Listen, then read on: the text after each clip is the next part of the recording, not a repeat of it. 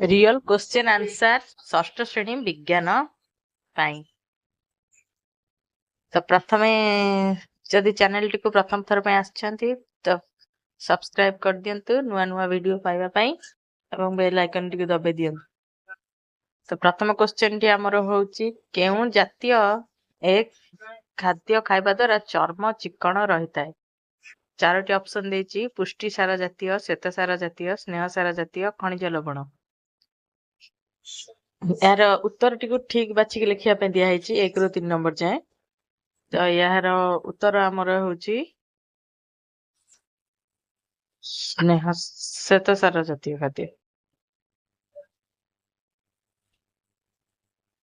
द्वितीय नंबर प्रश्न होउची निम्न रे दिया जायतिबा पदार्थ गुड़िक मध्यरु केउंटी पुनः चक्रण योग्य पदार्थ?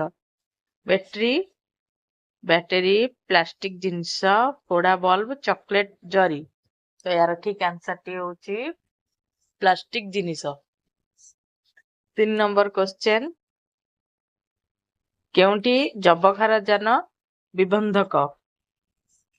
आजट बैक्टेरिया। मेघरे सृष्टि हेउतबा स्पार्क को कौन कहा जाए?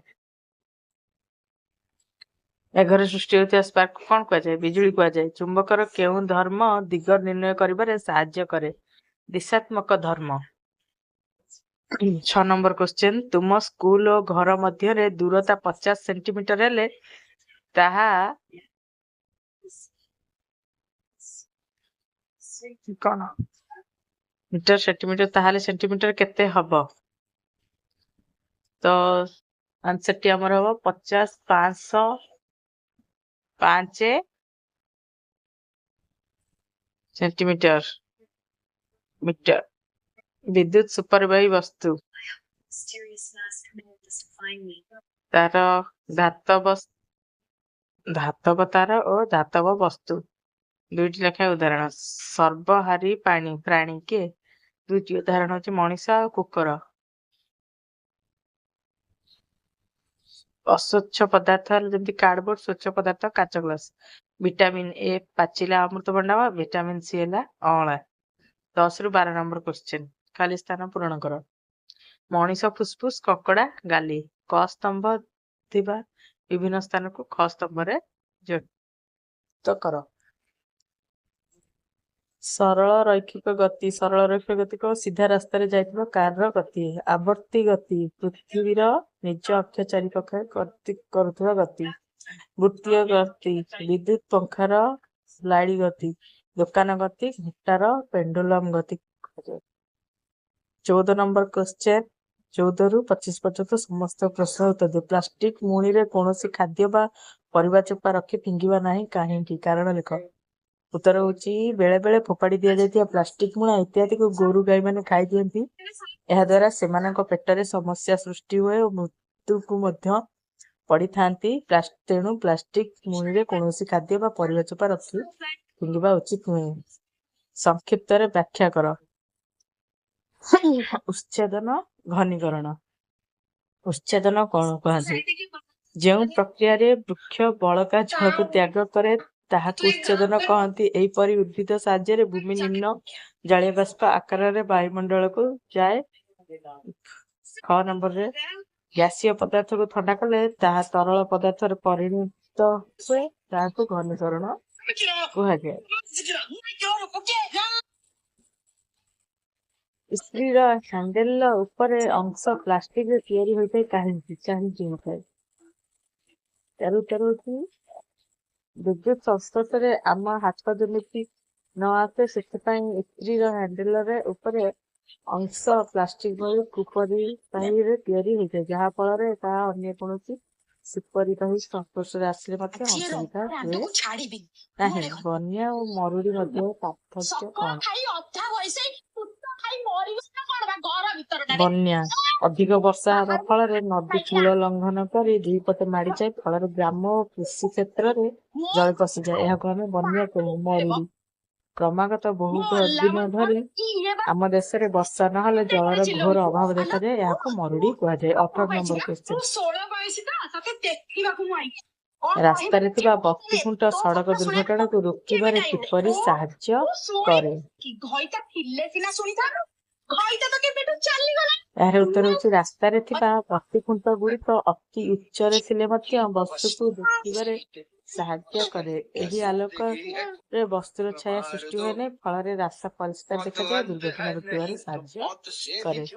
19 ନମ୍ବର କ୍ୱେଶ୍ଚନ, ଚୁମ୍ବକୀୟ ଓ ଅଚୁମ୍ବକୀୟ ବସ୍ତୁ ମଧ୍ୟରେ ଥିବା ପାର୍ଥକ୍ୟ ଗୁଡିକ ଉଦାହରଣ ସହ ଲେଖ।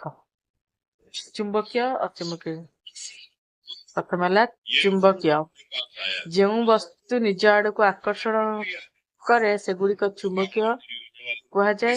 ବସ୍ତୁ ଓ ଚୁମ୍ବକ ଦ୍ୱାରା ଆକର୍ଷିତ ହେଉନଥିବା ବସ୍ତୁକୁ ଅଚୁମ୍ବକୀୟ କୁହାଯାଏ। ଲୁହା, ନିକେଲ, କୋବାଲ୍ଟ ଚୁମ୍ବକୀୟ ଓ ସୀସା, ତମ୍ବା ଅଚୁମ୍ବକୀୟ। 10 ନମ୍ବର କ୍ୱେଶ୍ଚନ, ମା ସିଲେଇ ମେସିନରେ ପୋଷାକ ସିଲେଇ କରିବା ସମୟରେ ତୁମେ ମେସିନରେ କେଉଁ ସବୁ ପ୍ରକାର ଗତି ପରିଲିଖିତ କରିଥାଅ? ଚକ୍ରର ଗତି, ସରଳ ରୈଖିକ ଗତି, ମେସିନ ଚକର ଗତି, ଗତି। 21 ନମ୍ବର କ୍ୱେଶ୍ଚନ, ଦୈର୍ଘ୍ୟ ଦୂରତା ଠାରୁ କିପରି ଭିନ୍ନ ବୁଝାଅ? ଗୋଟିଏ ବସ୍ତୁର ଦୁଇ ବିନ୍ଦୁ ମଧ୍ୟରେ ଦୂରତାକୁ ଦୈର୍ଘ୍ୟ କୁହାଯାଏ। ଉଦାହରଣ, ତୁମ ଶ୍ରେଣୀର ଗୃହର ଦୈର୍ଘ୍ୟ କେତେ? ପୃଥିବୀ ପୃଷ୍ଠରେ ଦୁଇ ବିନ୍ଦୁ ମଧ୍ୟରେ ଦୂରତ୍ୱ କୁହାଯାଏ। ଉଦାହରଣ, ତୁମ ଶ୍ରେଣୀର ଲମ୍ବ ପଟେ ଥିବା ଦୂରକାନ୍ଥ ଭିତରେ ଦୂରତାକୁ। 22 ନମ୍ବର କ୍ୱେଶ୍ଚନ, କାଣ୍ଡର ଦୁଇଟି କାର୍ଯ୍ୟ ଲେଖ। ପ୍ରଥମ କାର୍ଯ୍ୟ ହେଲା କାଣ୍ଡ ଉଦ୍ଭିଦର ବିଭିନ୍ନ ଅଂଶକୁ ଧରି ରଖିବାରେ ସାହାଯ୍ୟ କରିଥାଏ। ଦ୍ୱିତୀୟ ନମ୍ବର ହେଲା ମୂଳ ସାହାଯ୍ୟରେ ଶୋଷିତ ଜଳ ଓ ଖଣିଜ ଲବଣକୁ କାଣ୍ଡ ପରିବହନ କରି ଉଦ୍ଭିଦର ବିଭିନ୍ନ ଅଂଶକୁ ପଠାଇଥାଏ। 23 ନମ୍ବର କ୍ୱେଶ୍ଚନ, ମରୁଭୂମିରେ ସାଧାରଣତଃ କଣ୍ଟା ଜାତୀୟ ଉଦ୍ଭିଦ ଦେଖାଯାଇଥାଏ, ଏହାର କାରଣ କଣ? କାରଣ ହେଉଛି ଉଚ୍ଛେଦନ ପ୍ରକ୍ରିୟାରେ କମ୍ ଜଳ ବାୟୁମଣ୍ଡଳକୁ ଛାଡିବା ପାଇଁ ମରୁଜ ଉଦ୍ଭିଦ ଗୁଡ଼ିକର ପତ୍ର ଗୁଡ଼ିକ କଣ୍ଟାରେ ରୂପାନ୍ତରିତ ହୋଇଥାଏ, ତେଣୁ ମରୁଭୂମିରେ କଣ୍ଟା ଜାତୀୟ ଉଦ୍ଭିଦ ଦେଖାଯାଇଥାଏ। କିଛି ଲୋକଙ୍କ ଝାଡା ପରିଷ୍କାର ହେଉନଥିଲେ ଡାକ୍ତର ସେମାନଙ୍କୁ କେଉଁ ଖାଦ୍ୟ ଖାଇବାକୁ ପରାମର୍ଶ ଦିଅନ୍ତି? ଡାକ୍ତର ସେମାନଙ୍କୁ ତନ୍ତୁ ଜାତୀୟ ଖାଦ୍ୟ ଖାଇବାକୁ ପରାମର୍ଶ ଦେଇଥାନ୍ତି। ଏହି ତନ୍ତୁ ଜାତୀୟ ଖାଦ୍ୟ ଶରୀର ପାଇଁ ବହୁତ ଉପକାରୀ ହୋଇଥାଏ, ଯାହାଦ୍ୱାରା ଖାଦ୍ୟ ନଳୀରୁ ମଳ ବାହାର କରିବାରେ ସାହାଯ୍ୟ କରିଥାଏ। ଦିଆଯାଇଥିବା ଚିତ୍ରରେ ଫଳକ, ମଧ୍ୟରାଶି, ଶାଖା ଶିରା ଓ ବୃତ୍ତକୁ ଚିହ୍ନଟ କର। ଦେଖନ୍ତୁ, ଏଇଟା ହଉଛି ଫଳକ, ତାପରେ ମଧ୍ୟରାଶି, ଶାଖା ଶିରା ଏବଂ ଶେଷ ଭାଗଟି ହଉଛି ବୃତ୍ତ। 26 ରୁ 28 ନମ୍ବର କ୍ୱେଶ୍ଚନ ପର୍ଯ୍ୟନ୍ତ ସମସ୍ତ ଉତ୍ତର ଲେଖ। ବର୍ଷା ଦିନେ ତୁମ ଗ୍ରାମରେ ଥିବା ପୋଖରୀ ପାଣି ଗୋଳିଆ ହୋଇଥାଏ, ତୁମେ ଏହି ଗୋଳିଆ ପାଣିକୁ ବ୍ୟବହାର